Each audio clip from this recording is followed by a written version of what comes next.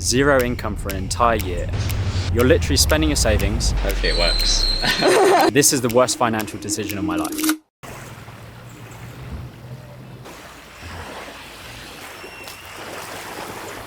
What's up?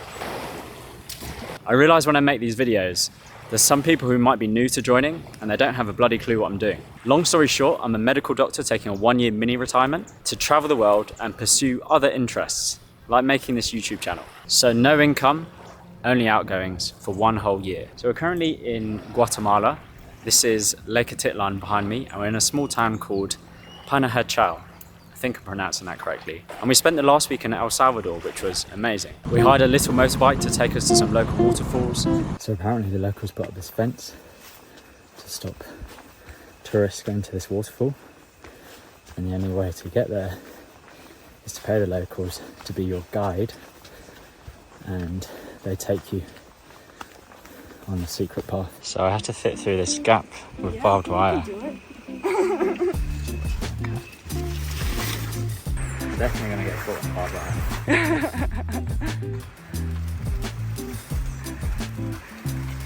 Easy fit. Another fence to climb through.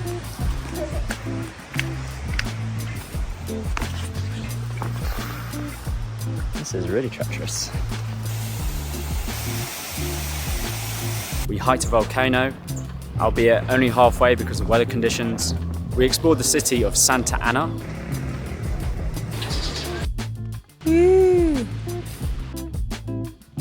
Finally, we went to a small beachside town called Zonte, also known as Bitcoin Beach. And this is in part a huge reason why I decided to make this video this week. Yes, Bitcoin Beach. It's a real place where you use Bitcoin to buy things. And later on in the video, I'll take you around Bitcoin Beach, show you what it's like, make some purchases with Bitcoin, and show you what's happening here. But first, let's talk money.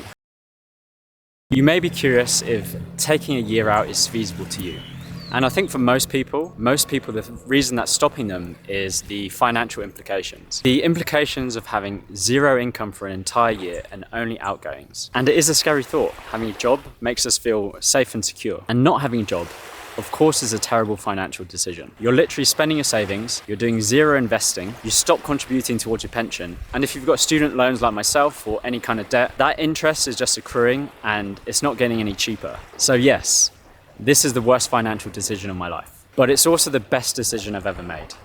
Let me explain myself. So firstly, this is not financial advice. I'm just a dude sharing his story. You may be thinking, Chris, you're a health and lifestyle channel.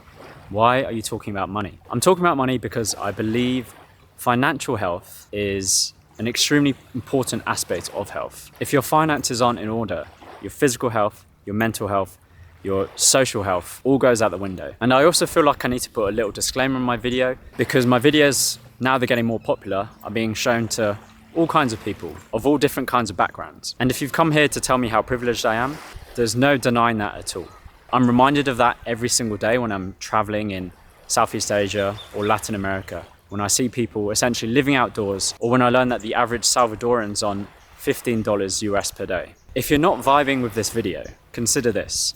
Maybe you're not my target audience. Or maybe you love your job and you love spending time in your job. That's fine.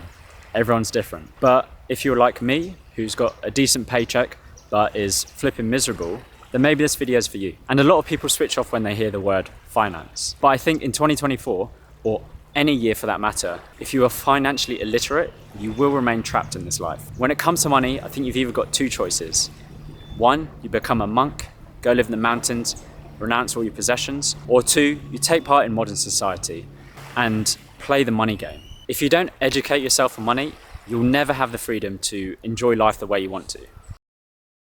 Money is one of those things that we just kind of take for granted. We use it every single day, but we don't really reflect on what it actually is. I used to be like this until I started reading books about money. And the first book that got me thinking differently about money was actually not a book about money. It was a book about human history. Sapiens by Yuval Noah Harari. One of my favorite books still to this day. Yuval explains why one of the reasons that human beings were able to thrive was the fact that they were able to tell each other stories. Something that no other animal can do, at least to our knowledge anyway. So we can tell each other stories about the afterlife, we can gossip about our neighbours, and we can tell each other if something is valuable or worth anything. And as the human species expanded, we needed ways of trading with each other, trading within our tribe, and then eventually outside of our tribe too. But what if you didn't want my tomatoes for your carrots? We needed a way of carrying that value through time and space. But the only way that works is if we collectively agree that something is worth anything. Money is just a story we hold in our minds, a shared imagined reality, a fiction. And it's incredible really, it's genius. I provide some value for you today, you give me something that stores that value, something physical like gold, or something like a piece of paper with a dude's face on it. And then next week, I can take that thing and trade it for something I need, and so on and so forth. Which is great when we all agree upon the value of that thing, when we all trust the story of money. But it's not so great when we don't. And that's when countries like El Salvador have problems. El Salvador, the first country in the world to make Bitcoin legal tender. Don't worry, this video is not about cryptocurrency, and I won't be shilling my favorite meme coins to you. Why Pepe? That was clearly a joke. But I think Bitcoin serves as a good example as to what money actually is. So El Salvador sacked off their own currency and they used the US dollar and Bitcoin. And it's all based off this pioneering surf town called Zonte, aka Bitcoin Beach. So I recently learned that 70% of Salvadorans are unbanked, meaning they don't have a bank account. And the average daily income is 15 USD. They get paid cash in hand, living day to day, no way of investing, no way of saving. It's insane. And then in 2019, a philanthropist donated a chunk of Bitcoin to this beach town called Zonte. And his hope was to create a circular economy within the community. An economy that didn't rely on traditional banking systems. In some ways, it's kind of like the old school way of trading. My carrots for your tomatoes, but just a digital version. There's no central bank involved. So I had to convince my missus to come here. She wasn't too keen and it was kind of out of our way. But I really wanted to see how this was all working. Oh, the sun's coming out a bit now. So I had a little wander around town, we went to the beach, went for a swim, looked at all the places that were accepting Bitcoin, and yeah, you can just pay for Bitcoin for everything. Ooh, that's getting really bright. I went and bought some coffees. All right, so I'm quite excited because just transferred some Bitcoin onto my Lightning wallet, and I'm gonna go and buy some coffees for the first time with Bitcoin. And also this is a terrible financial decision because who knows how much these coffees will cost me 10 years down the line. Hopefully I don't regret buying these coffees in 10 years' time.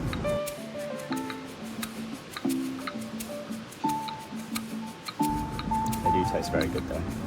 The sun's kind of peeping below the clouds and it's just between the clouds and the mountain now. Here, let me show you. It's quite beautiful actually. But yeah, it's suddenly very bright in my eyes. Where were we? So yeah, I went and bought some coffees. Thank you. Purchase. Hopefully it works. See?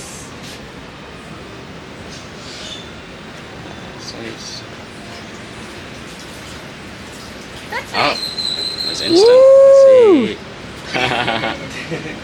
That was easy. Which in 10 years time will probably be the most expensive coffees I buy in my entire life. But I came all the way here. It was one for the bucket list. I really want to tell my kids that I went to El Salvador and bought some coffees with Bitcoin. And I wanted to celebrate Bitcoin reaching 100K. And so the reason El Salvador as a whole country adopted Bitcoin was because they saw the success of this small beachside town, a way of banking the unbanked, empowering individuals to save and build wealth, being able to tax efficiently, and ultimately stimulating economic growth. Whether or not it actually works, only time will tell. But I think it's a super interesting experiment and I'm so glad to have come here to experience it firsthand. But I feel that Bitcoin is the ultimate story of money, the ultimate story of a shared imagined reality. It's the easiest way to see through the illusion of money. It's so intangible, it's so abstract.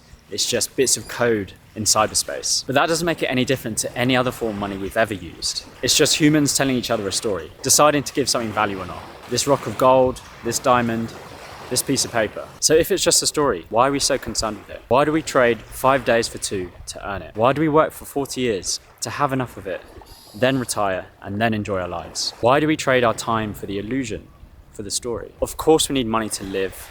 We need money to eat and pay our bills. We need to save money for the future when we're too old and can no longer work. But then some of us, we earn more and then we spend more. Or we collect and store a surplus, like we're hoarding for winter or something. This trip to Zonte, and just this whole trip this entire year in fact, has really got me thinking about what I truly value. And that's where this next book comes in, Your Money or Your Life. I've spoken about this book before, And this is the second book about money that helped me let go of the grip that money was holding over my life. Not only was money a shared imagined reality, it helped me realize that money is the life energy used to earn it. Life energy is the time and effort you put in to acquire it. And the best thing I got from this book is learning to track money. Track every single spend, every little bit of income. In fact, this year, everything that my fiance and I have paid for, we've been tracking. We use an app called Splitwise, and if we make a purchase, we just put it in there. And by doing this, we can see what we've spent in each country month to month on accommodation, on food, on activities, on transport. Every single baht, every single peso, every single dollar. And by seeing money this way, we can see where it's going. We can rethink how we spend it and make sure it aligns with our values. So what do you value? For me, I value years in my youth where I'm physically healthy and able. I value my time being spent exploring this world, seeing, experiencing, and learning new things. I value moving my body. I value expressing my creativity through video. I value helping where I can. I value focusing on relationships with the people I love. Tell any financial advisor that you're taking a year off work. They're gonna tell you it's the worst decision you can ever make. If you know how compound interest works, anytime that you're not contributing to that compounding, it makes a huge difference down the line when you're 60. The reason Warren Buffett is so successful is because he spent so many years compounding. He started investing in his teens and he's 80 something now. If he had taken even 1 year off in that time period, the financial hit would have been huge. I am trading whatever potential gains that there would be for time now, because I really, truly, genuinely believe that time now is more valuable than any money later. Time is the only thing we have. Time is deathly scarce. You can always acquire more money, but never time. Time is the king of all assets. Spend it wisely.